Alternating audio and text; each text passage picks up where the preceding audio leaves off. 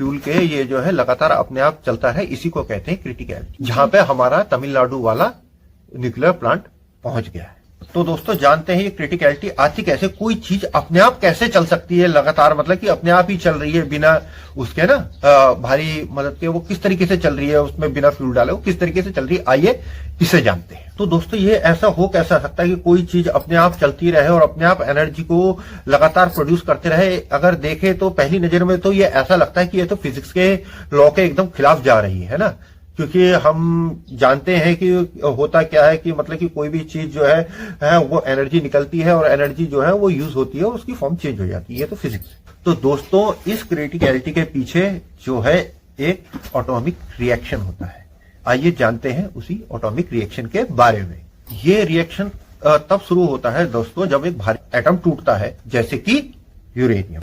अब जब ये यूरेनियम टूटता है तो दोस्तों इस फ्रिक्शन से जो है यूरेनियम तो टूट जाता है और इससे दो चीजें निकलती हैं, ठीक है, दो हैवी आइटम निकलती है। आप इसे इसी तरीके से समझिए कि हम अगर किसी चीज से द्वारा अगर हम किसी को तोड़ते हैं तो मतलब कि आप मान लीजिए उदाहरण के तौर पे कि हम जैसे कांच को ही तोड़ते हैं या कोई हम किसी भी चीज को प्लास्टिक या कुछ भी तोड़ते हैं तो बड़े टुकड़े तो निकलते हैं पर उसके साथ कुछ छोटे छोटे टुकड़े भी निकलते हैं। तो दोस्तों जो ये एटम्स टूटते हैं उनके साथ जो है एटम्स तो निकलते ही हैं, पर इनके साथ साथ उन बड़े टुकड़ों दो छोटे एटम के साथ जो है 2 से 3 न्यूट्रॉन्स भी निकलते हैं और ये न्यूट्रॉन्स जो है ये काफी तेजी से निकलते हैं। आप जानते हैं कोई भी चीज जो मूव करती है तो उनमें एक काइनेटिक एनर्जी होती है।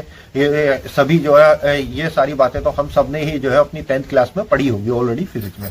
तो वही जो काइनेटिक एनर्जी जो है इनके टूटने से निकलती है। अगर ये जो निकलते हैं अगर ये दूसरे यूरेनियम के पार्टिकल से टकरा जाते हैं तो ये उनको भी तोड़ देते हैं। जब वो एटम टूटेंगे तो और न्यूट्रॉन्स निकलेंगे और जो वो और न्यूट्रॉन्स निकलेंगे वो और एटम्स को तोड़ेंगे और इस तरीके से दोस्तों ये एक चेन रिएक्शन बन जाता है, ठीक है।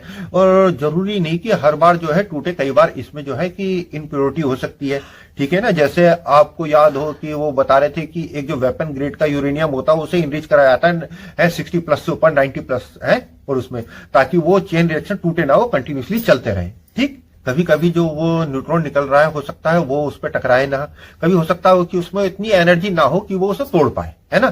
तो इसीलिए जो है उसे इनरिच करा जाता है कि प्योरिटी लाई जाती है ताकि वो हर बार जो है वो सही पार्ट जो है उससे टकराए और जो है वो चेन रिएक्शन कंटिन्यूसली चलता रहे, ठीक। और अगर ऐसा होता है तो दोस्तों इसमें 3 चीजें होती है। पहला ये तो कि मतलब कि वो धीरे धीरे करके खत्म हो जाएगा कि उन न्यूट्रॉन्स में इतनी एनर्जी ना हो